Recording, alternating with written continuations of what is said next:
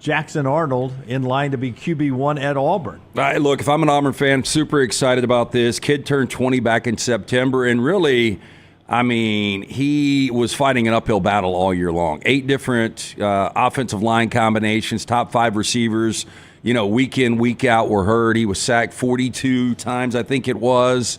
And this is a guy that, out of Denton, Texas, was the number 1 Texas player coming out, according to 24/7, in 2023. He was the number 10 prospect overall. He's a consensus top 5 guy.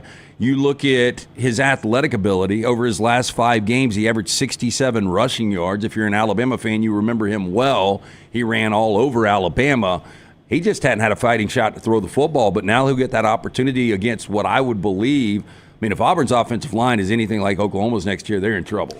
Well, yeah, absolutely. And that's the thing is you hope if you're an Auburn fan that the reason you've never seen 5-star Jackson Arnold is because of receiver injuries and offensive line. That's your hope, right? And now Auburn's offensive line wasn't great this year. They're going to address that, I think, through the portal as well. I think they picked up one guy already from Virginia Tech, tackle Xavier Chaplin, who has come in. Yeah, so that's going to be key for Auburn because – I mean, again, if you don't have offensive line, you can have the best quarterback in the country back there. He's not going to be entirely effective. So that's your hope if you're Auburn, is that you haven't seen the best of Jackson Arnold yet because Jackson Arnold hasn't been able to play his best because of what's around him. Your fear would be, I mean, if you want to look at the negative, is that this kid's a bust. And he was a bust, and he lost his job at Oklahoma, and he got it back on a bad offense. I don't think that's the case, but I don't know who can call him a bust. I really don't. Well, I mean, the guy hasn't thrown. I know he lost his starting job. Right. A lot of guys did, and I think they were just looking for a spark. And Brent Venables trying to figure out what they were going to do. Let's not forget, his offensive coordinator got fired mid-season. That's right. I mean, there was a lot of things going on this year in Norman, and the transition obviously was not nearly what you got from Texas coming into the SEC.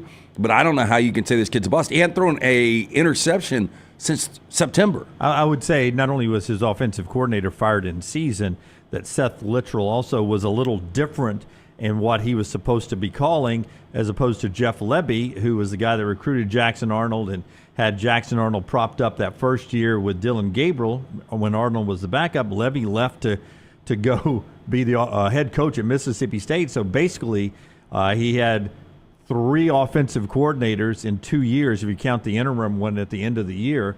So he's had a lot of change early on there. I would say his stock looks even lower because, I think Brent Venables made a young head coaching mistake in benching him when he did. Taking him out in the Tennessee game is one thing. Him not starting for that period of time was a mistake by Brent Venables, my opinion.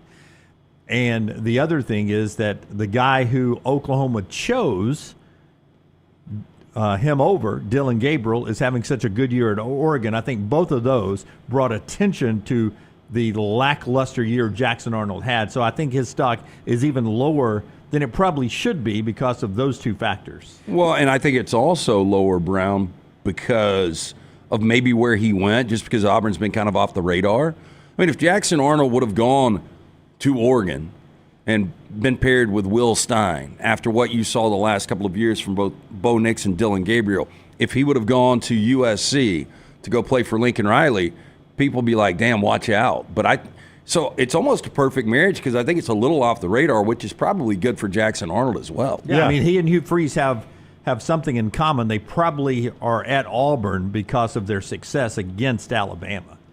Hugh Freeze has 2 wins against Alabama, and that was a big selling point in him as a head coach, that he beat Nick Saban twice. And Jackson Arnold spanked Alabama this year in a game that actually cost Alabama the college football playoffs. I mean, those are 2 good calling cards when you're applying for a job at Auburn. Yeah, I believe that more about Hugh Freeze than I do Jackson Arnold. The guy has a 5-star resume. That's what I'm saying. Yeah, he's got a lot more than a win over Alabama one night. What's his last impression you have of him as the Oklahoma quarterback? Well, the Alabama win, because that's what I watched. Prime time, national television, eliminating Alabama. Yeah, I mean, how many passes did he throw in that game? He didn't. That's what I'm saying. Yeah, I don't think anybody looks at that game and is like, that's the guy I want to be quarterback. I think you're betting on what everybody thought the guy was coming out of high school, which is the Gatorade National Player of the Year and a 5-star. Well, don't get caught up that it was Alabama. It was, at that point, a team that was locked in the playoffs. and he beat, if it had been Tennessee, if it had been Georgia with Herbstreit and Fowler on the call, I think it would have been the same thing. This guy had a big major win at the end of the college football season in prime time. But, I think for young receivers like Cam Coleman and Malcolm Simmons and Perry Thompson, this is what you want to get those guys excited. I don't think there was a lot of excitement with this offense. It came on a little at the end of the year, but, they had to fix quarterback. It was Hugh has got to do something in the portal. And to me, I think he got the best available portal quarterback out there. Now, that quarterback room changed almost instantly. You had Deuce Knight, who was the MVP of the Mississippi-Alabama All-Star game. He passes for almost 200 yards. He rushes for almost 200 yards, the old dual-threat quarterback that you expect him to be whenever he takes over control of the Auburn offense. And then you had Walker White, the highly recruited kid that was going to be part of the depth of that room. He instantly announces in the portal. Now, if you follow Auburn and you follow Walker White, there's a story behind the scenes of what's going on with his mom in their personal life. This may have happened separate of Jackson Arnold, separate of anything going on because of her health. He may be wanting to get back closer to home. Yeah, but it caught Auburn by surprise. They weren't expecting this one. So much so that shortly after Jackson Arnold dropped his announcement, Auburn dropped a graphic showing the level at which Deuce Knight, Walker White, and Jackson Arnold were recruited, their star rating as they were recruited, and noted that it was the highest rated quarterback room in Auburn football history. And shortly thereafter, White hits the portal, and they have to take that down. So that caught Auburn a little flat-footed right there. And the other side of this story is Auburn is now in a bind in their quarterback room. They have got to find some other bodies. They don't have enough bodies in their quarterback room. And that is not going to be terribly easy, I don't think. Well, you brought up a couple of times on Friday's show and Saturday that they likely were already going to look for QB1 and QB2. Yeah. I didn't think there was any doubt they were looking for two quarterbacks out of the portal.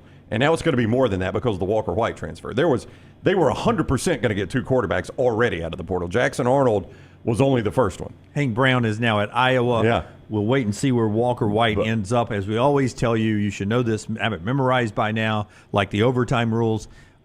Just because players enter the portal doesn't mean they necessarily will leave the school, though it happens that way most of the time. Yeah. I would just say if you've got to get two out of the portal, it becomes a little tricky because you're convincing a guy to come be depth.